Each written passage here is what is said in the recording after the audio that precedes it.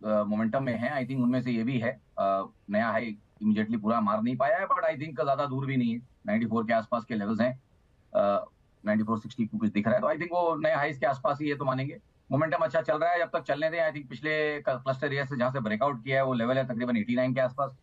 तो 89 के नीचे एक स्टॉप लॉस रखें और मेरे हिसाब से ट्रेड में यहाँ पे बने रहें।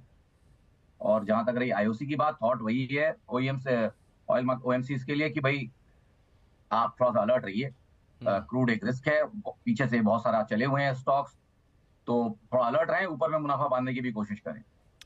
डेक्स्टर मॉर्गन के ट्विटर हैंडल से एक सवाल आया है। 10,000 शेयर हैं इनके पास एनएचपीसी के, 103 रुपए के दाम पर। एक महीने का नजरिया है, क्या करें?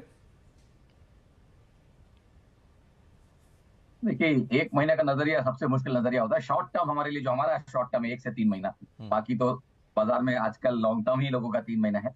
बट बहुत मुश्किल है सवाल यहाँ पे कि इनको मैं, मेरे हिसाब से तो भाई कोई ऐसे कन्विंसिंग सेटअप्स नहीं बन रहे हैं कि मैं इनको बोलूं खड़े रहें। कॉस्ट के आसपास है।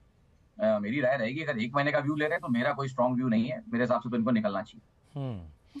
जब कोई इसके व्यू नहीं हो, जब कोई व्यू नहीं हो, जब आपको समझ में नहीं आ रहा हो, तो बेस्ट थिंग है कि आप कुछ मत करिए। चलिए, अविनाश कुमार साहब पूछ रहे हैं कि एबीबी, एल&टी, कमिंस और सीमेंस, इन सब में सबसे अच्छा शेयर निवेश के लिए कौन सा रहेगा? देखिए, सारे के सारे बहुत बढ़िया, बहुत ज्यादा और बहुत अच्छे से चले हुए स्टॉक्स हैं। बट आई थिंक जाऊंगा तो फिर लिक्विडिटी के साथ जाऊंगा, और सबसे लिक्विड इसमें मुझे जो लगेगा और जो सबसे अच्छा सेटअप जिसके बनते हैं वो लार्सन है। तो धीमे धीमे अगर आपको सिप करनी है तो आप लार्सन में सिप करिए ग्रेजुअली। ओके।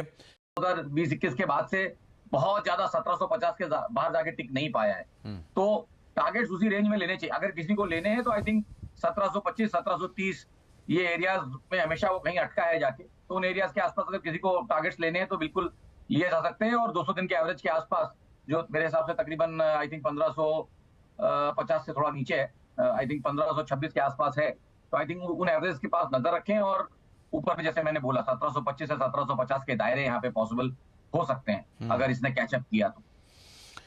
ओके, तो एचडीएफसी बैंक 1700, वो पूछ रहे हैं क्या करना चाहिए और क्या टेक्समैको रेल में वो निवेश करें। 500 शेयर उन्होंने वहां पर भी ले रखे हैं 52 रुपए के दाम पर। उन्होंने ये सवाल भेजा है ऑस्ट्रेलिया पर्थ से। क्या करना चाहिए इन्हें, सर्वेंद्र? देखिए, इंजीनियर्स इंडिया में तो मैं इनसे माफी चाहूंगा, किन्हीं कारणों से मैं उस पर राय नहीं दे पाऊंगा। दूसरा स्टॉक जो इनका टेक्समैको रेल में कहते हैं कि और निवेश करना चाहिए। तो देखिए, आपका पहला बाइंग प्राइस जो मैंने सुना अगर 50 रुपए के आसपास है, तो आप बहुत बढ़िया तरीके से वहां डिसेंटली इन द मनी है।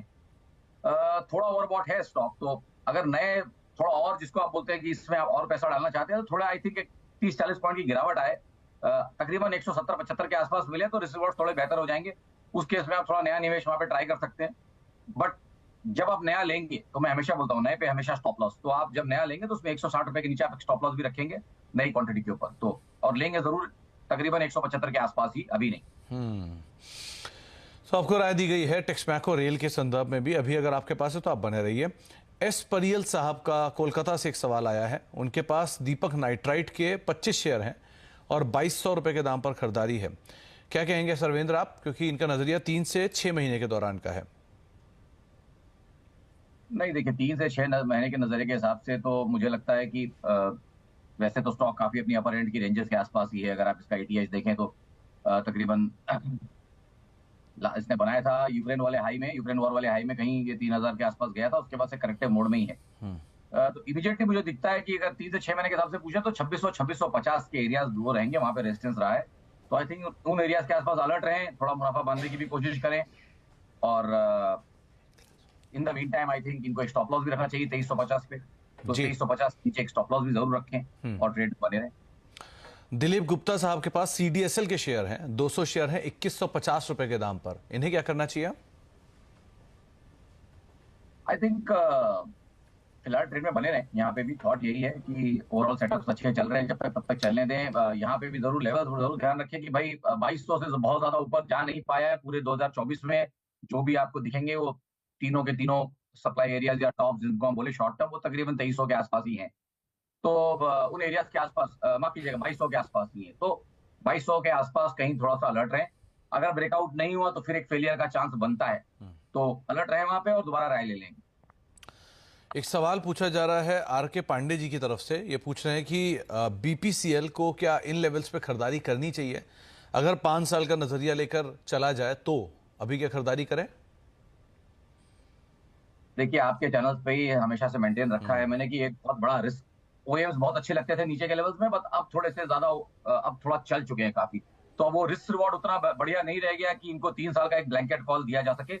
उसके बीच में एक सबसे बड़ा रिस्क मेरे हिसाब से जो है कमोडिटी मार्केट्स का, जो मैं लास्ट डेढ़ डेढ़ साल से, ऑलमोस्ट 2 साल से आपके चैनल पे ही बोल रहा हूँ कि क्रूड 70 के नीचे डब्ल्यूटीआई जा नहीं रहा है अब तकरीबन 1.5-2 सालों से।